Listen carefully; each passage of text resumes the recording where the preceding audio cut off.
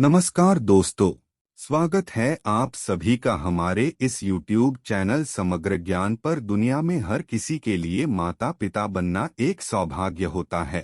इस दिन आपके सपने एक नन्हे बच्चे के रूप में सच बनते हैं।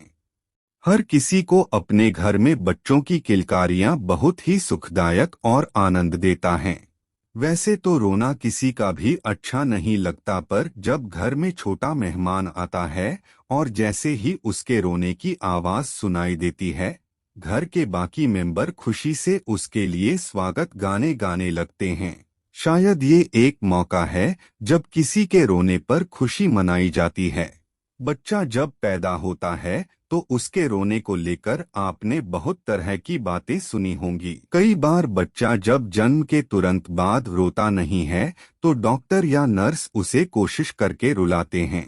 अब सवाल ये है कि आखिर जन्म के बाद बच्चे के लिए रोना क्यों जरूरी है। वैसे तो इसके पीछे एक पुरानी मान्यता है जिसका वर्णन हमें विष्णु पुराण में मिलता है, परंतु इसके साथ ही चिकित्सा जगत में भी चिकित्सीय दृष्टि से इसके पीछे के कुछ कारणों को बताया गया है। पहली बार बच्चे का रोना न सिर्फ अच्छी सेहत के तरीके से जन्म का संकेत है, बल्कि बच्चे के रोने से उसके फेफड़े भी सांस लेने के लिए पूरी तरह तैयार हो जाते हैं। अगर जन्म के बाद बच्चा रो देता है तो समझो आपका बच्चा तंदुरुस्त है, और अगर वह नहीं रोता तो ये एक चिंता का कारण हो सकता है।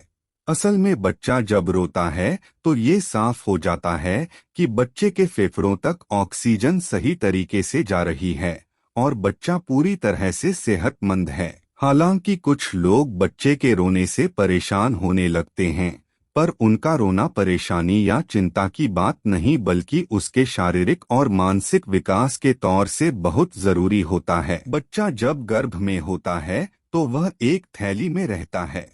इस थैली को एमनियोटिक सैक बोलते हैं।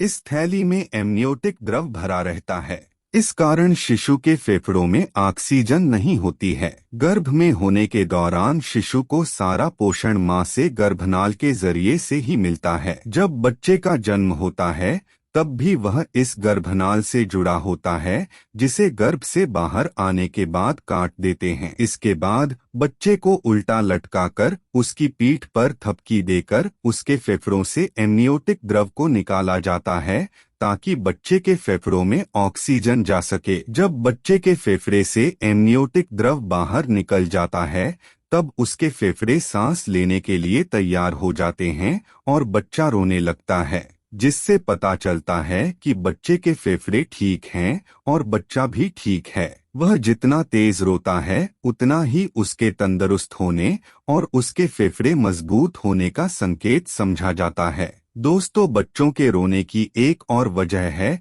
विष्णु पुराण में जो बताई गई है। कहा जाता है कि एक बार ब्रह्मा जी सृष्टि रचना के समय जब अपने जैसा पुत्र पैदा करने के लिए चिंतन करने लगे तब उनकी गोद में नील वर्ण वाला एक बालक प्रकट हुआ। ये बालक ब्रह्मा जी की गोद से उतरकर रोता हुआ इधर उधर भागने लगा, तो ब्रह्मा जी ने उस बालक से पूछा कि तुम क्यों रो रहे हो। तो बालक ने कहा कि मैं कहाँ हूँ, मैं कहाँ हूँ, मैं कौन हूँ, मेरा नाम क्या है।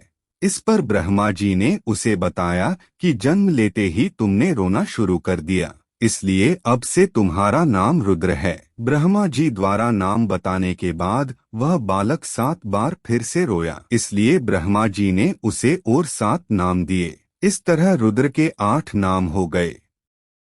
दोस्तों, विष्णु पुराण के अनुसार समझा जाता है कि तभी से बच्चों के जन्म के बाद रोने की परंपरा शुरू हुई। तो दोस्तों, आज के लिए बस इतना ही। मिलेंगे एक नई वीडियो में, तब के लिए नमस्कार।